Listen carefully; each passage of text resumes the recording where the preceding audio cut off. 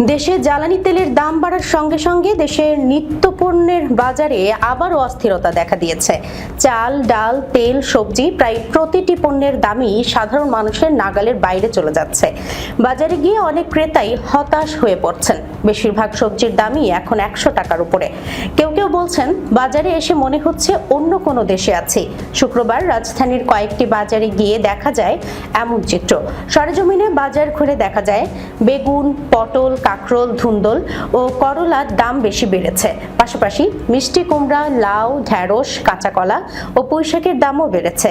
বাজারে কাঁকরোল প্রতি কেজি বিক্রি হচ্ছে 160 থেকে 170 টাকায়, বেগুন প্রতি কেজি 120 থেকে 150 টাকা, শসা প্রতি কেজি 110 থেকে 120 টাকা, করলা প্রতি কেজি 110 টাকা, বরবটি প্রতি কেজি 100 টাকা, চিচিঙ্গা প্রতি কেজি 90 টাকায় বিক্রি হচ্ছে। এছাড়া টমেটো প্রতি কেজি 60 থেকে 70 টাকা, লাউ প্রতি পিস 60 থেকে 70 টাকা, ঢেঁড়স প্রতি কেজি 60 টাকা, মিষ্টি কুমড়া প্রতি কেজি 50 টাকা, কচুর লতি প্রতি কেজি 80 টাকা এবং কাঁচা কলা প্রতি কেজি 40 টাকায় বিক্রি হচ্ছে প্রতি হালি। 40 টাকায় বিক্রি হচ্ছে।